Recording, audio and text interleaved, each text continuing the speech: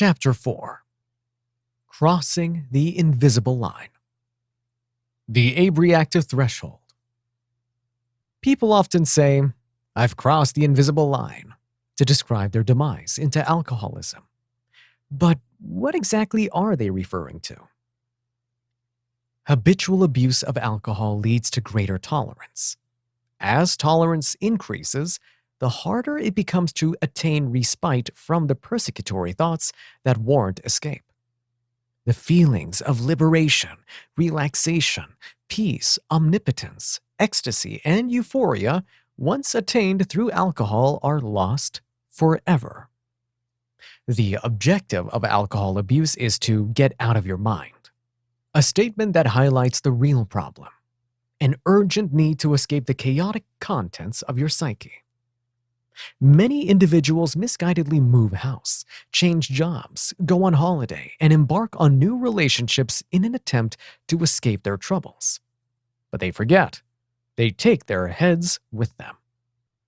Diversions such as these are futile. Problems located in the mind have a tendency to follow people wherever they go. When their distractive ploys fail, they seek asylum in alcohol. Initially, it appears to work. Their troubles magically abate. The seductive trap has been set and their drinking escalates. But alcohol hasn't alleviated anything. It has simply suppressed the troublesome contents of their mind, hidden them out of sight. At this stage, alcohol acts as a dam pushing back the polluted reservoir of their mind. As drinking progresses, however, alcoholic amnesia escalates and gives rise to instability. As a consequence, their unconscious mind is replenished with more and more emotional and mental debris.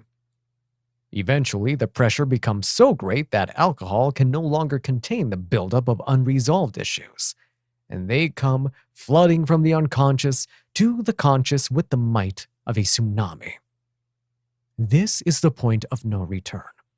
The abreactive threshold has been compromised, and the effects are irreversible. Alcohol no longer gets them out of their minds. It locks them into them. Now, with their escape route cut off and nowhere to run, they become unpredictable entities. Driven by the persecutory tactics of their turbulent minds, they lose control. All subsequent bouts of drinking lead to abreaction. Severe mood swings, paranoia, intense guilt, and suicidal tendencies are very common.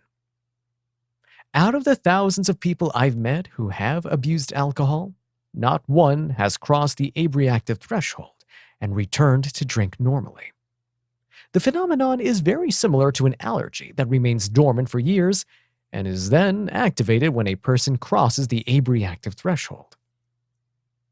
After crossing this invisible line, all subsequent bouts of drinking lead to abreaction on a physical, emotional, and mental level, or any combination of the three.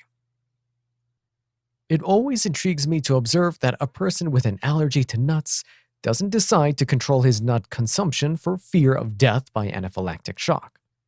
Yet so many people who have crossed the alcoholic abreactive threshold insist on trying to control their consumption of booze, despite the obvious threat of destruction, insanity, or death. The abreactive threshold is a phenomenon whereby alcohol ceases to contain your mental pollution, and it comes flooding from the unconscious to the conscious with the might of a tsunami. Once compromised, there is no reverse engineering. The invisible line has been crossed, and you and drink remain incompatible for life.